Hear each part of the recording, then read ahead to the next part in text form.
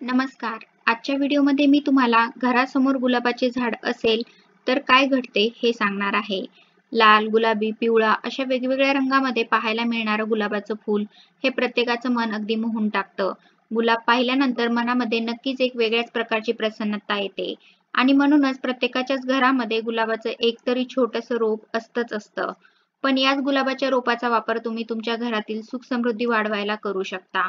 पती-पत्नी मधलं प्रेम दृढ करायला सुद्धा करू शकता. त्यासाठी हा गुलाब योग्य ठिकाणी योग्य दिशेला लावणं सुद्धा गरजेचं आहे. पण हे सगळं कसं करायचं? हा गुलाब कोणत्या दिशेला लावायचा? सगळं सविस्तर जाणून घेऊ. जर तुमच्या घरामध्ये पती-पत्नी मधलं प्रेम कमी झालं असेल, माता लक्ष्मी तुमच्यावर प्रसन्न नाही असं तुम्हाला वाटतंय, अर्थात घरात पैसा येत नाहीये, पैसा टिकत नाहीये असं तुम्हाला वाटतंय, तर तुम्ही गुलाबाच्या रोपाला घेऊन काही उपाय करू शकता. वास्तुशास्त्रानुसार घराच्या आसपास काटेरी झाड असणं अशुभ मानलं जातं.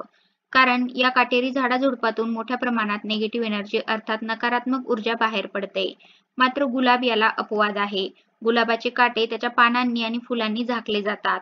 परिणामी या काट्यातून निघणारी नकारात्मक ऊर्जा ही त्याच ठिकाणी थांबते आणि त्याचबरोबर गुलाबाचा सुगंध सुद्धा नकारात्मक ऊर्जेला मोठ्या प्रमाणावर कमी करतो. गुलाबाचं झाड हे माता लक्ष्मीला अत्यंत प्रिय आहे. म्हणूनच प्रत्येक सोमवारी माता लक्ष्मीच्या चरणी लाल रंगाचे गुलाबाचे फूल वाहावे. तुमचं अंगण असेल किंवा बाल्कनी असेल तर तुम्ही गुलाबाच्या झाडांची लागवड करू शकता. मात्र लक्षात घ्या की तुमच्या घराचं जिथे ब्रह्मस्थान आहे, ब्रह्मस्थान म्हणजे घरातला जो मध्यभाग आहे, जे ब्रह्मस्थळ आहे तिथे मात्र वास्तुशास्त्रानुसार गुलाब चुकूनही लावू नये. गुलाबाच्या झाडाची लागवड केल्यानंतर आपल्या घरामध्ये प्रगती होते. यामध्ये तुम्हाला विविध रंगाचे गुलाब दिसून येतात. अगदी लाल, पिवळा, गुलाबी असे वेगवेगळ्या रंगाचे गुलाब आढळतात. पण घरात लावताना मात्र लाल रंगाचा गुलाबच लावावा. इतर गुलाब शक्यतो लावू नये असं म्हटलं जातं. काळ्या रंगाचा गुलाब तर अजिबातच लावू नये. आता अर्थात काळ्या रंगाचा गुलाब हा बऱ्याच जणांनी पाहिलेला सुद्धा नसेल. पण काही जण हौस म्हणून कुठून तरी तो शोधून घरात लावतात. पण काळ्या रंगाच्या गुलाबातून नकारात्मक ऊर्जा बाहेर पडते. पती-पत्नीमध्ये वाद होतात असं म्हटलं जातं. आता वळूया आधी पती-पत्नीच्या नात्याकडे. पती-पत्नीमधलं प्रेम कमी होत असेल किंवा प्रियकर प्रेयसी यांच्यामध्ये सुद्धा तणाव होत असेल, तर यांच्यामधलं प्रेम टिकून राहावं, ते वाढावं यासाठी शुक्रवारच्या दिवशी कोणत्याही राधाकृष्णाच्या मंदिरात जा आणि त्या ठिकाणी जाऊन 11 गुलाब राधाकृष्णाच्या चरणी मनोभावे श्रद्धेने अर्पण करा आणि तिथे प्रार्थना करा तुमचं वैवाहिक जीवन चांगलं राहावं यासाठी किंवा तुमच्या प्रियकर प्रेयसी मधलं प्रेम टिकून राहावं यासाठी. तसंच हा उपाय तुम्हाला सलग 7 शुक्रवार करायचा आहे. 7 शुक्रवार मनोभावे जर हा उपाय केला तर तुम्हाला तुमचं प्रेम नक्कीच मिळेल. त्यानंतरचा आणखीन एक उपाय म्हणजे बुधवार.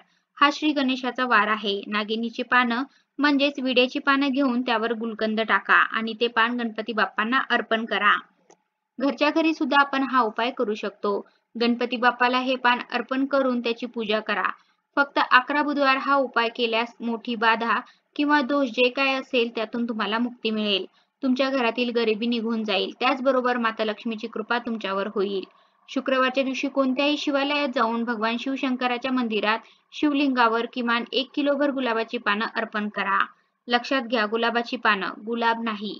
आणि ओम नमः शिवाय या मंत्राचा जप करताना म्हणत राहा. फक्त 6 शुक्रवार हा उपाय करायचा आहे. त्यामुळे भोलेनाथ सुद्धा प्रसन्न होतात आणि आपल्या जीवनातील समस्या दूर करतात असं म्हटलं जातं.